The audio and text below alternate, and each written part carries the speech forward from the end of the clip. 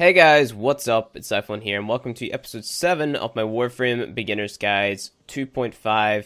And today, we're actually going to be killing the Trinity Spectre. And as soon as I start the video, my phone goes off. How ironic. But this is the rewards that we're going to get for completing this. This is actually a very good mod to give as a rewards. Same with Swirling Tiger, I guess, because it's good on the Zorens. But yeah, so the Trinity Spectre is actually a Spectre that you might have trouble with if you're a beginning player. But if you have like really overpowered mods and you have like a Ceres ranked up and everything, you should be good to go. But we have a lot to go over in this video because they've changed up how a lot of stuff worked. But yeah, let's go ahead and kill the Trinity Spectre. So how I do it is I basically I stun them, bring out my scanner, and then just do this, and you know, this ends up killing them eventually. Do the radiation proc and stuff. So I have a max out pressure point on this, and then I wait for the duration on my 4 to go away, and then rinse and repeat, and then we're good to go with the Trinity Spectre. Should be dead pretty quick. If you don't kill them, they will actually use Blessing and restore all of their health in the window that you have whenever you stun them with your 4. But if you just bring out your scanner and murder them like that, you should be good to go instead of just using your primary weapon. And that's basically the junction from, I think, Mars to go to Ceres. So yeah, we're going to Ceres now, and we're going to talk a little bit more about some changes that happened in the space between the last episode and this episode. So let's talk about that. Alright, so since the last episode, DE has actually changed up a lot to do with the modding system. So if you go down in here, and we go to, I believe, it's known as Endo now. So basically what happens is instead of having fusion cores, you can turn your spare mods. So let's take Fatal Acceleration, for example. We can select all of these and then convert these into Endo. So we can dissolve these, and then we get 110 Endo. And that's what we use to now rank up our mods, which is a lot easier of a system for newer players because it's just more simplified, simplistic, I guess. Select all 100, you know, and then there you go. So you just have to make sure that you're not sort of selling mods which are decent, like for example Blunderbuss. That's a good mod to have. Fever Strike is a good mod to have. Flechette isn't, you know. So just make sure that you read the mods that you have at your disposal and make sure that you're not selling anything which might be good in the future.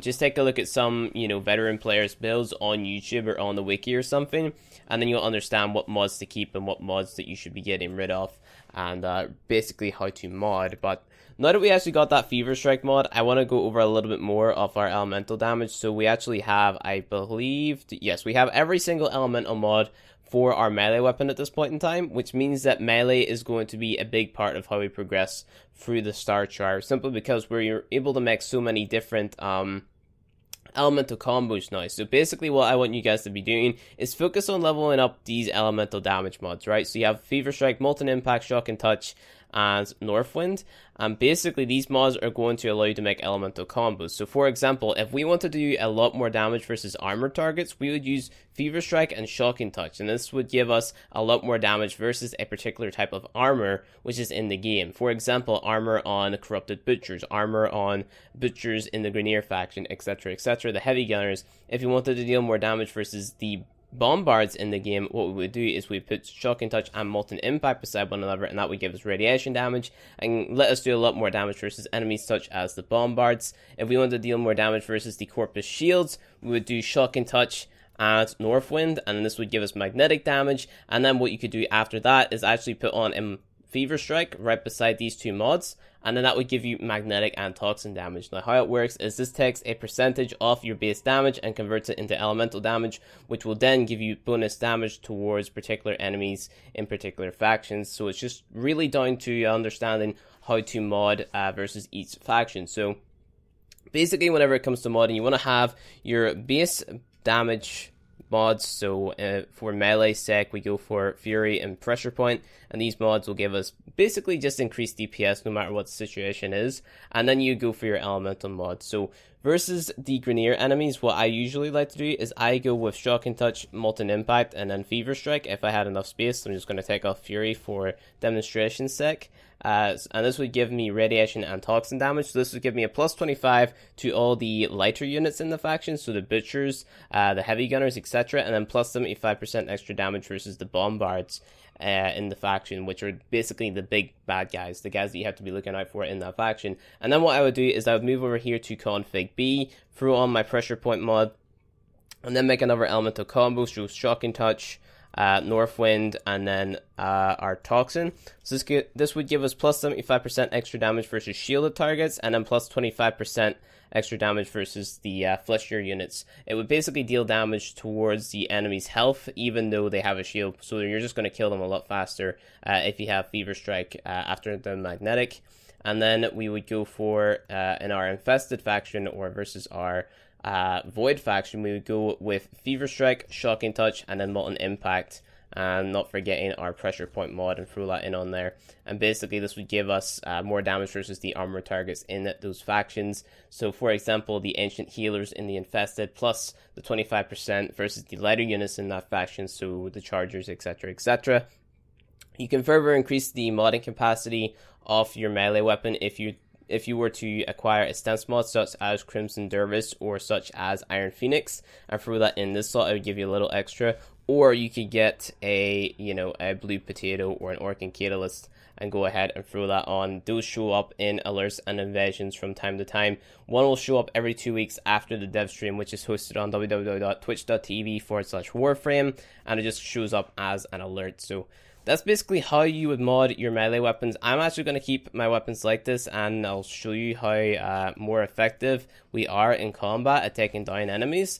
But let's take a look at actually, progressing onward and what we really should be doing. So you should be leveling up your weapons, increasing your master rank, etc, etc, farming up your resources, farming up mods, etc, and you should basically be good to go. You guys have that list on all the mods that you should be getting, the essential mods, and how to come across them in the most effective or most efficient way.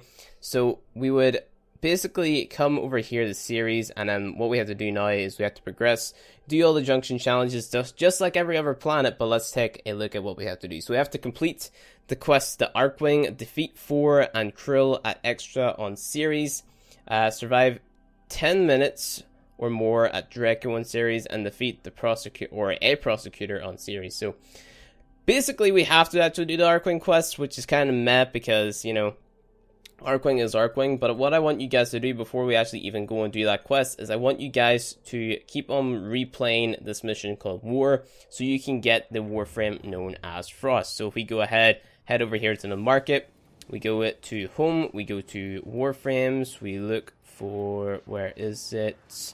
We just press Warframes, there we go. And then we go for Frost. We click buy the blueprint, and then we have to buy the blueprint for 25,000 credits. I want you guys to go ahead and do that, and then craft all the parts for Frost, and we'll get our second Warframe, Frost. So hopefully we can go ahead and do that in this video. I'm going to check to see if I have any of his parts. So we have the Frost New Optics. I'm going to go ahead, farm up the chassis and the systems before the next video. But basically, this guy is going to make basically progressing in the Ceres Junction a lot easier, simply because this node has a lot of defense and things. Let's actually read the things again. So complete the Archwing. Yeah, so basically the Archwing quest has a lot of excavation missions in it, and having Frost as a Warframe for that is just going to make it a lot easier, right? So you're going to be able to put a frost bubble around the excavators, and it's just easier to protect them because you're always going to have something up to protect those, even if you're not dealing as much damage. But saying we're talking about damage, let's go ahead and talk a little bit more about what weapons we should be getting to sort of deal a little bit more damage. So I'm going to go ahead, go to weapons, go to melee weapons, and the melee weapon that I would recommend would be the Zoren, simply because these things can go super fast. They can deal a lot of DPS. I'm going to go ahead, buy the blueprint, and actually start crafting them because I have enough resources. But saying we just got this stance mod known as Swirling Tiger, we can go ahead, and this is going to be like a better melee weapon for actually doing what we're going to be doing, because we're going to be able to do a lot more damage with it because we have a stance mod, which is going to increase the modding capacity. Also, if you get a blue potato from, say, the market, or let's say from an alert or something, which will be displayed up here, or maybe even under invasions over here, then basically we're going to be able to mod that for crit. And basically the game is in a crit meta. I've said basically a lot in this video, I have no idea why. But we're in a crit meta in the game right now where, I'm going to say basically again, but basically every weapon is, or the most favored type of weapon is a crit weapon, and it's just going to deal a lot more damage and sort of carry you through the lower level star chart missions a lot better than having a, you know, a status chance weapon, right? So let's go ahead and progress, hopefully get all those frost parts, and we'll progress through the Ceres junction.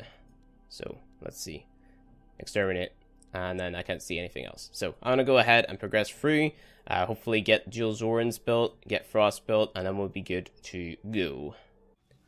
Alright, so I've left it for a few days. I've actually got my dual Zorens on my back, and I'm going to show you guys how to mod these weapons. So we actually have our Fury, Pressure Point, we have our Fever Strike, Shock, and Touch on for our elemental combos like I've went over, and then you want to be throwing on mods like Organ Shatter, and I think the other one is called True Steel, to increase your crit damage and your crit chance simply because they're really high.